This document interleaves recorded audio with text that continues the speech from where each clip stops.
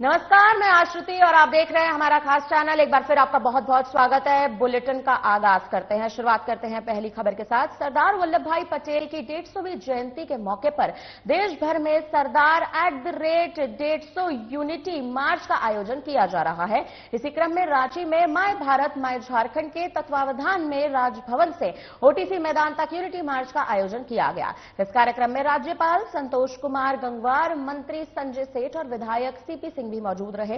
Rally को संबोधित करते हुए राज्यपाल संतोष कुमार गंगवार ने साफ तौर पर कहा कि यह महज एक रैली नहीं बल्कि राष्ट्रीय एकता, कर्तव्य परायणता और सेवा भावना के संकल्प का एक बड़ा संदेश दे रहा है।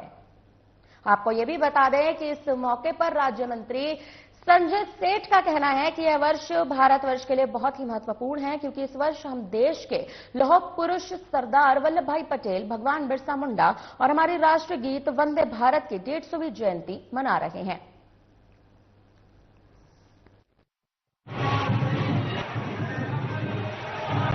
एक भारत श्रेष्ठ भारत उनकी 150वीं जयंती मना रहे। आज ही इसी साल भगवान बिरसा मुंडा धरती आवा, जिनकी 150वीं जयंती हम मना रहे। हम सबका सौभाग्य है, हमारी आन बान और शान मां भारती की रक्षा और कहते हैं राष्ट्रगीत वंदे मातरम की 150वीं जयंती मना रहे। दुनिया के सबसे बड़े सामाजिक संगठन राष्ट्रीय स्वयंसेवक संघ के 100वीं जयंती मना रहे। यह वर्ष भारत के लिए महत्वपूर्ण।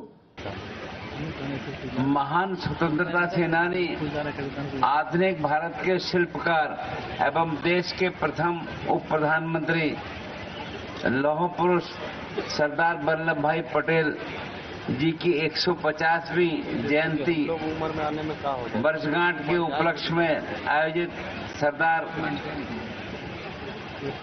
पटेल 150 पदयात्रा में आप सबके बीच उपस्थित होकर मुझको अत्यंत प्रसन्नता हो रही है। ये कार्यक्रम केवल एक पदयात्रा नहीं बल्कि राष्ट्रीय एकता, कर्तव्य परायणता और सेवा की भावना के संकल्प का प्रतीक है। इस पदयात्रा में भाग लेने वाले सभी प्रतिभागियों को मैं हार्दिक शुभकामनाएं देता हूं।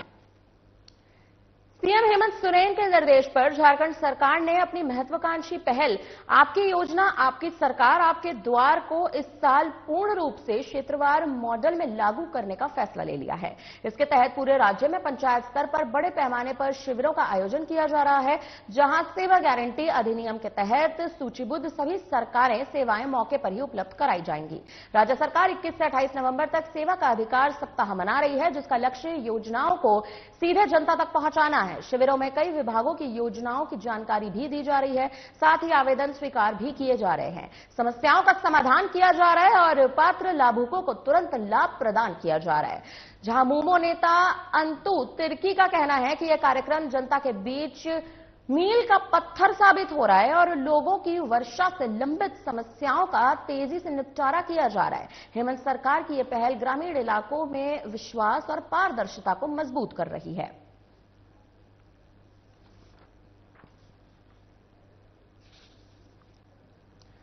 फिलहाल अब देखा जाए तो जिस तरह से ये आपकी योजना आपकी सरकार आपके द्वार का कहीं ना कहीं आप देखें तो इसकी मील जो रखी जा रही है, माना जा रहा है कि ये मील का पत्थर साबित हो सकता है, यानी ये योजना बेहद अहम मानी जा सकती है।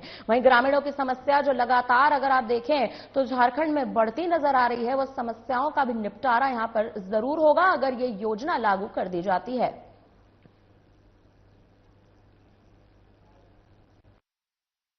अब लिए लाखों लोग मैया समान योजना का लाभ ले रहे हैं, लाखों किसानों को इससे फायदा मिला है, पेंशन का योजना है, हर तरह का योजना है। और उस योजना से जो छूट गए थे वैसे लोगों के लिए एक बार फिर शुरुआत किया गया है झारखंड सरकार की ओर से।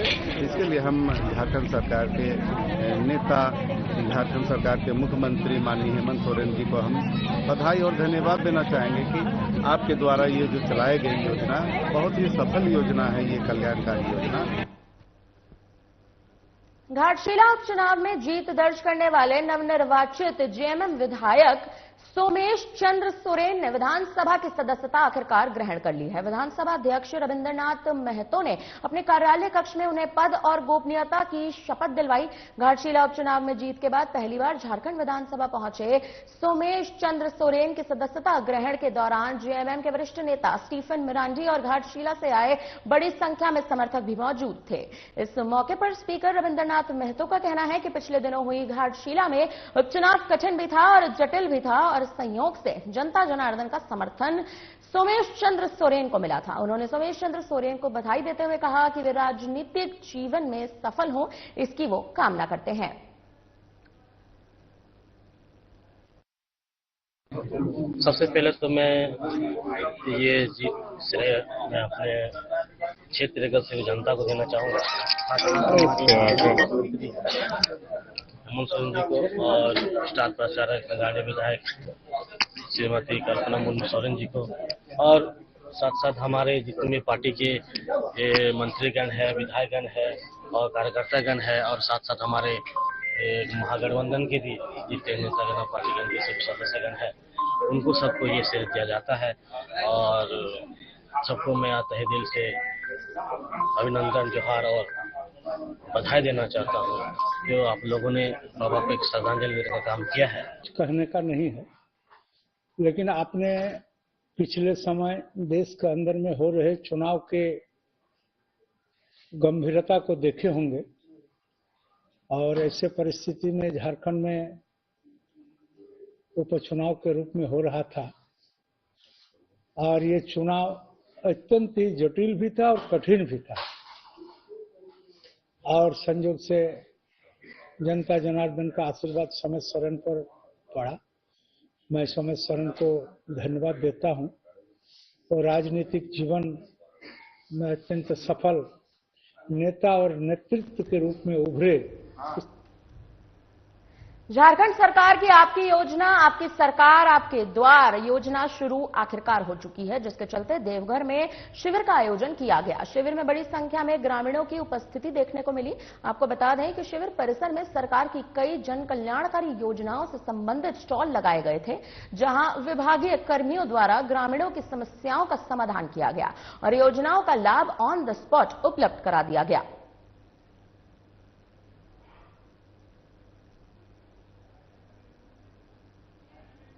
अब ये देखा जाए तो आपकी योजना आपकी सरकार आपके द्वार ये योजना तो शुरू हो चुकी है, लेकिन क्या इस योजनाओं से अब जो जनता है क्या उनको कहीं ना कहीं फायदा यहां पर देखने को मिलेगा? क्योंकि सरकार की योजनाएं हैं यहां पर लागू की जा रही हैं। शिविर में बड़ी संख्या में ग्रामीण कहीं ना कहीं इकट्ठा हुए हैं।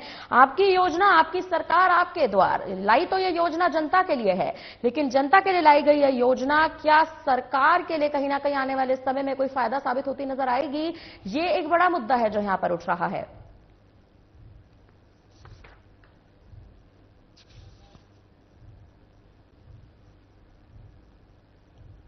खबर मांडर से है, जहां कांस्टेंट लिविंग हॉस्पिटल का 10वां स्थापना दिवस बड़े धूमधाम के साथ मनाया गया था।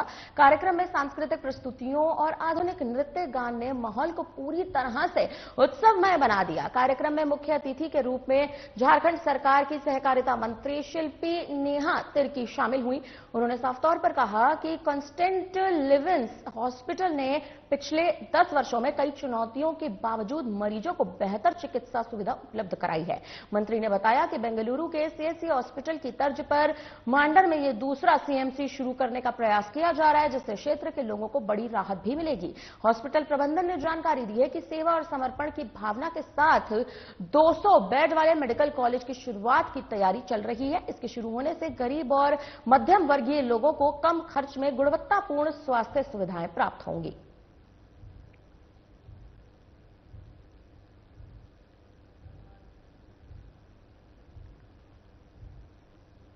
बीजेपी किसान मोर्चा झारखंड के प्रदेश अध्यक्ष पवन साहू ने प्रधानमंत्री किसान सम्मान निधि योजना को किसानों के लिए बेहद लाभकारी बताया। उन्होंने कहा कि ये योजना देश के करोड़ों किसानों के आर्थिक सशक्तिकरण में अहम भूमिका निभा रही है। पवन साहू ने यह भी बताया कि पीएम मोदी अब तक किसानों को 21 किश्त जारी कर चुके हैं, जिससे किसानों को लगातार आर्थिक मदद मिलती रही है। इससे किसानों की आत्मनिर्भरता बढ़ी है और ग्रामीण अर्थव्यवस्था को मजबूती मिली है। उन्होंने कहा कि किसानों का समग्र कल्याण, उनकी आय बढ़ाना और खेती में आने वाली समस्याओं को दूर करना ही केंद्र सरकार का स्पष्ट लक्ष्य है। आगे साहू ने कहा कि किसानों के हित में लिए गए पीएम मोदी के फैसले को सकारात्मक असर जमीनी स्तर पर अब दिख रहा है। देखिए, आदरणीय नरेंद्र मोदी जी का जो लक्ष्य है कि आत्मनिर्भर भारत बनाना है, और उस दृष्टि से किसान भी आत्मनिर्भर होगा तभी भारत आत्मनिर्भर हो सकता है। और एक एक किसानों के ऊपर उनका पूरा ध्यान है और उनको मैं बधाई देना चाहता हूं कि आज 21वीं किस्त उन्होंने जारी किया है, किसानों को पैसा दिया है। किसान सभी भाई खुश हैं और छोटे छोटे जरूरतों को पूरा करने के लिए यह राशि का उपयोग हो रहा है। खबर गिरिडीह के जमुआ से आ रही है, जहां सरदार वल्लभ भाई पटेल की 150वीं जयंती के मौके पर सरदार @150 यूनिट मार्च का आयोजन किया गया। यह मार्च बड़की खरझई से जमुआ पंच मंदिर तक निकाला गया था। इस मौके पर इलाके में एकता और उत्साह का संगम देखने को मिला। 10 किलोमीटर लंबी इस भव्य पद यात्रा में जन सैलाब उमड़ पड़ा।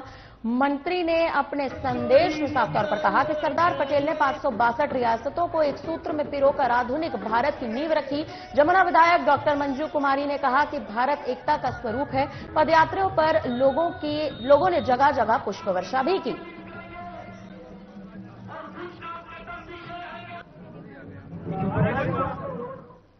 फिलहाल अब देखा जाए तो सरदार @150 यूनिट मार्च का आयोजन हो रहा है। यूनिटी मार्च में जन सैलाब उमड़ा है, यानी कई लोग आए हैं। जगह जगह लोगों ने पुष्प वर्षा की है। आपको बता दें कि यहां पर देखा जाए तो भारत एकता का एक स्वरूप है, इसकी भी कहीं ना कहीं जो एक जानकारी देने की कोशिश है। पदयात्रियों पर पुष्प वर्षा की जा रही है।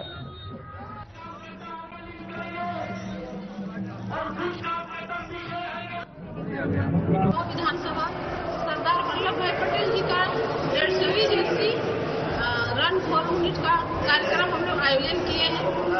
खरडीहा लंका बाबा समाधि स्थल से हम लोग गौशाला से मिर्जागंज से जमुआ और जमुआ पंच मंदिर में हम लोग समापन किए हैं। और साथ में हमारे कोडरमा लोकसभा की सांसद और भारत सरकार कैबिनेट श्रीमती अन्नपूर्णा देवी जी साथ में हैं। और हम लोग सरदार वल्लभ भाई पटेल जी का उनका जो विचारधारा है, लोह पुरुष उनको कहा गया है, उनका विचारधारा हम लोग उनको लेकर चलना है और उनके आदर्शों पर हम लोग को चलना है। उनके बताए हुए मार्ग पर चलना है कि उन्होंने कितना संघर्ष किए थे देश के आजाद से लेकर के। उनका देश को एकजुटता, अखंडता, एकता को लेकर के काफी का योगदान रहा है। सभी को शुभकामना देते हैं कि आज जमुआ में सभी सामाजिक राजनीतिक कार्यकर्ता, स्कूल के बच्चे, महिलाएं सब सामूहिक रूप से एकजुट होकर उन्होंने एकता मार्च को में शामिल होकर एकता मार्च को भी सफल बनाया।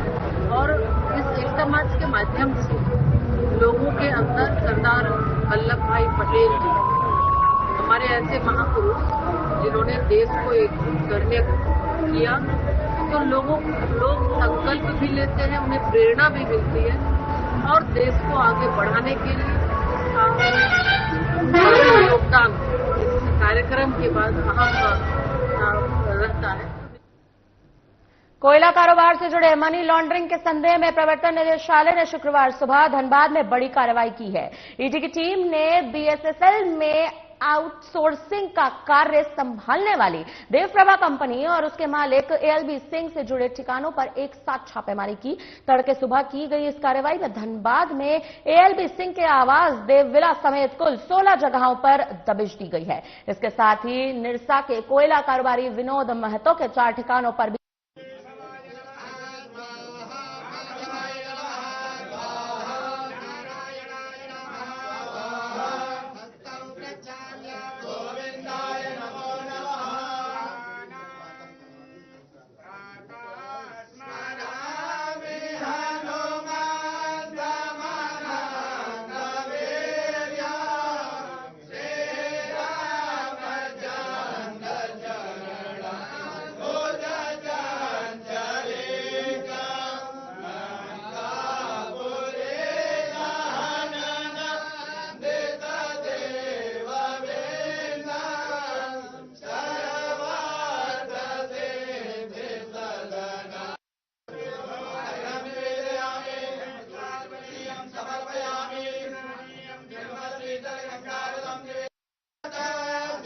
आज के बेलगड़िया टाउनशिप में तैयारी और सुविधाओं का जायजा लेने के लिए डीसी आदित्य रंजन और एसएसपी प्रभात कुमार ने निरीक्षण किया। निरीक्षण के दौरान सिटी एसपी ऋत्विक श्रीवास्तव, जेआरडीए अधिकारी, बलियारपुर थाना प्रभारी समेत कई अधिकारी मौजूद रहे। टीम ने जेआरडीए के नए ऑफिस, बेलगड़िया टीओपी, ओपी थाना और मिडिल स्कूल का विस्तार से निरीक्षण किया। इस दौरान उपायुक्त आदित्य रंजन ने साफ तौर पर बताया कि यह भारत सरकार का one of the most prime project है और राज्य सरकार जेएमपी 2.0 के तहत सभी सुविधाओं को यहां के नागरिकों तक पहुंचाने पर विशेष ध्यान दे रही है।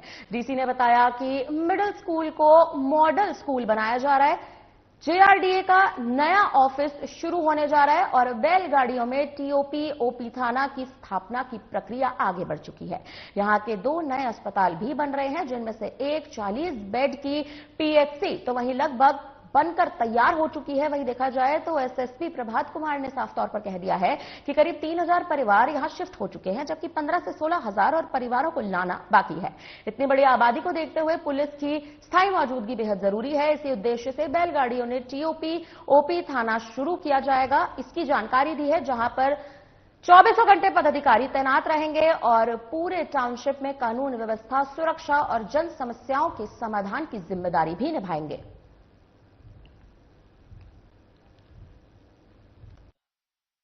तो है, लेकिन हम लोग अभी इसको दूसरे नजरिए से देख रहे हैं। हम लोग सुविधा के नजरिए से देख रहे हैं। सालों से यहाँ सफाई नहीं हुई थी, पानी की सुविधा की कमी थी और दुकान बंद के पड़े थे, अलॉट नहीं हुआ था। विद्यालय की स्थिति सामान्यता जैसी होती है उससे भी खराब थी और जेआरडीए का अपना ऑफिस भी नहीं था। पूरे कैंपस का बाउंड्री नहीं है। अभी जिस रोड से हम लोग आए हैं वो रोड भी सकरा है। ऐसे बहुत सारी चीजें हैं जो लंबित थी। बता रहे थे यहाँ काफी अधिक संख्या में फैमिली को शिफ्ट किया जाना है। अभी भी लगभग 3000 फैमिली शिफ्ट हो चुकी है और जो प्लान के अनुरूप है लगभग 15-16 हजार और फैमिली जानी।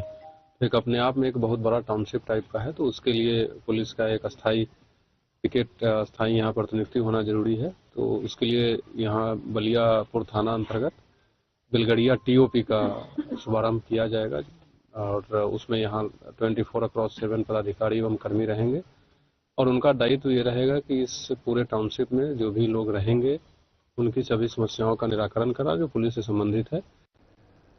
बोकारो जिले में पिछले कई महीनों में सड़क दुर्घटना में काफी कमी देखने को मिली है। इस कमी को लेकर बोकारो पुलिस उत्साहित है। ऐसे में हादसों पर और काम किया जा सके, इसके लिए बोकारो ट्रैफिक पुलिस ने बाइक जागरूकता रैली निकाल ली है और जनता को ट्रैफिक नियम फॉलो करने का भी संदेश दे दिया गया है। नया मोड़ ट्रैफिक थाना के पास से 50 एसडीपीओ प्रवीण कुमार सिंह और ट्रैफिक जीएसपी विद्या शंकर ने हरी झंडी दिखाकर बाइक रैली को रवाना किया।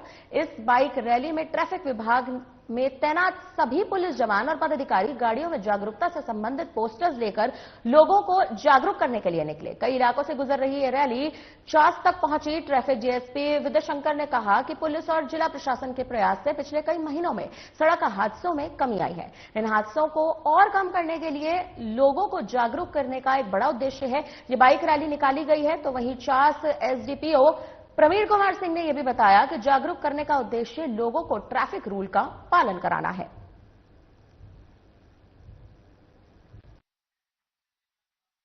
आम जनता में जागरूकता उत्पन्न करने के उद्देश्य से बोकारो पुलिस द्वारा यह कार्यक्रम आयोजित किया गया, जिसके तहत नया मोड़ में यातायात थाना से बाइक का काफिला निकलेगा और पत्रकट्टा चौक होते हुए, चेक पोस्ट होते हुए धर्मशाला चौक तक जाएगा, फिर वापस आएगा। इसका मूल उद्देश्य है आम जनता में ट्रैफिक नियमों MB एक्ट 1988 की धाराओं के प्रति जागरूकता करना, ताकि दुर्घटनाओं में जो मानव और जान की क्षति हो रही है उसको कम किया जा सके। पुलिस अधीक्षक महोदय बोकारो, डीसी सर बोकारो के निर्देशानुसार सड़क दुर्घटनाओं में कमी लाने के उद्देश्य से यह जागरूकता अभियान बाइक रैली निकाली जा रही है। हम लोग का पूरे बोकारो जिला प्रशासन का ये प्रयास रहेगा कि सड़क दुर्घटना में जितना कमी ला सके, लोगों की जितनी जान बचा सके, हमारे लिए यह उपलब्धि होगी। और इसी प्रयास को लेकर के हम लोग पिछले वर्ष भी किए थे, लगातार जागरूकता अभियान चला रहे हैं। आज भी उसी के सिलसिले में आम जनता को जागरूक करने के लिए कि हेलमेट लगा करके चलाएं, शराब पी करके न चलाएं और जो भी ट्रैफिक रूल्स है उसका पालन करें। खबर बोकारो जिलों के 4 से आ रही है, जहां व्यापारियों को लंबे समय से सिक्का और छोटे नोटों की कमी का सामना करना पड़ रहा था। इसी समस्या को दूर करने के उद्देश्य से चास चैम्बर ऑफ कॉमर्स भवन में पंजाब नेशनल बैंक के सहयोग से विशेष वितरण कार्यक्रम का आयोजन किया गया। कार्यक्रम में बड़ी संख्या में व्यापारियों ने हिस्सा भी लिया और अपने व्यावसायिक लेन देन को सुचारू रखने के लिए सिक्का और छोटे मूल्य के नोट प्राप्त किए। बताया जा रहा है कि हाल के दिनों में ही बाजारों में छुट्टे पैसों की भारी कमी देखी जा रही थी, जिसके कारण व्यापारियों को ग्राहकों के साथ लेन देन में दिक्कतें आ रही थी। कई दुकानदारों ने बैंक और चैम्बर से समस्या के समाधान की मांग की थी। इसी को ध्यान में रखते हुए बोकारो चैम्बर ऑफ कॉमर्स और पीएनबी बैंक ने संयुक्त पहल करते हुए ये वितरण अभियान चलाया है। चैम्बर के अधिकारियों का कहना है कि भविष्य में भी ऐसे कार्यक्रम आयोजित कर व्यापारियों को राहत देने की कोशिश जारी रहेगी। वहीं व्यापारियों ने इस पहल की सराहना करते हुए कहा कि इससे उनकी दैनिक लेन देन की समस्या काफी हद तक कम होगी और व्यापार में सुगमता आएगी। चैम्बर का सदा ही ये प्रयास रहता है कि व्यापारियों की समस्या का निराकरण करने का प्रयास करें। अभी कुछ दिनों से चास बोकारो में सिक्का की या चेंज नोट्स की समस्या आ रही थी। इसके लिए चैम्बर ने पंजाब नेशनल बैंक से बात करके एक सिक्का वितरण शिविर का आयोजन किया, जिससे कि उसके व्यापारियों को चेंज आराम से एक स्थान पर एक बार में उपलब्ध हो जाए। बोकारो स्वास्थ्य विभाग में राइडर कंपनी के द्वारा तैनात किए गए कर्मियों को पिछले 4 महीने से वेतन का भुगतान नहीं हुआ है, जिसके चलते कर्मी बोकारो डीसी से जनता दरबार में पहुंचकर फरियाद लगा रहे हैं, लेकिन सुनने वाला वहां कोई भी नहीं है। शुक्रवार को भी कर्मियों ने डीसी के जनता दरबार में पहुंचकर कंपनी के द्वारा मानदेय नहीं देने की बात कही गई। कंपनी के कर्मियों का कहना है कि 4 महीने से मानदेय भुगतान नहीं किया जा रहा है। 4 महीने के बाद 1 महीने का मानदेय दे दिया गया, लेकिन उसके बाद 3 महीने का बकाया कर दिया जाता है। इस कारण काफी परेशानी भी हो रही है। डीसी से फरियाद लगाने के बाद भी सिर्फ आश्वासन मिलता है और अगर हम लोगों का भुगतान नहीं हुआ तो लोग हड़ताल पर फिर से पहुंच जाएंगे। आज हम लोग डीसी कार्यालय में, डीसी ऑफिस में आकर के जनता दरबार में हम लोग आए हुए हैं और देख रहे हैं कि सब देखिए कितने भीड़ों में हम लोग आए हुए हैं। इससे पहले 5 बार जनता दरबार में हम लोग आ चुके हैं। अब 5 बार बैठ करके लेटर दे करके आश्वासन भरा बातें मिल जाता है, लेकिन अभी तक कोई आश्वासन का कोई कारनामा, कोई हम लोग का पहल या हम लोग का बेनिफिट नाम का कोई चीज नहीं मिला। इससे पहले यूनियन के माध्यम से भी या पर्सनल हम लोग लिखित के तौर पर सीएस साहब को भी दे चुके हैं, डीसी साहब को भी दे चुके हैं, लेकिन कहीं से कोई कारनामा नहीं। राज्य में सत्र 2024-25 के सैकड़ों छात्रों की ई कल्याण छात्रवृत्ति बकाया है, जिस कारण छात्रों को फीस भुगतान, शोध, प्रैक्टिकल जैसे तमाम खर्चों के लिए काफी समस्याओं का सामना करना पड़ रहा है। कई छात्रों ने कर्ज लेकर 1 साल की फीस जमा कर दी है। अब अगले सत्र की फीस भुगतान की चिंता उन्हें सताने लग गई है। आपको बता दें कि छात्राओं के समर्थन में अखिल भारतीय विद्यार्थी परिषद झारखंड ने मांडर विवि के मुख्य गेट पर धरना प्रदर्शन किया और सरकार का पुतला फूंक कर रोष जताया।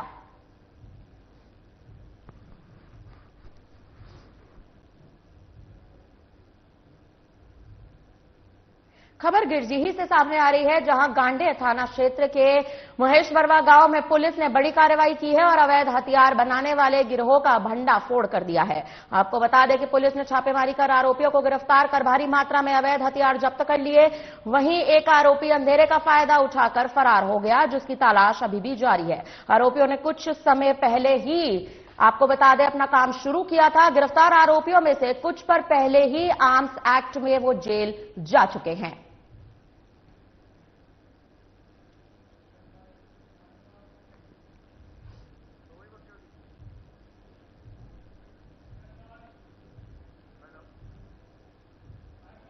फिलहाल हमारी तरफ से आपके लिए इतना ही। बने रहिए हमारे साथ, देखते रहिए हमारा खास चैनल। धन्यवाद।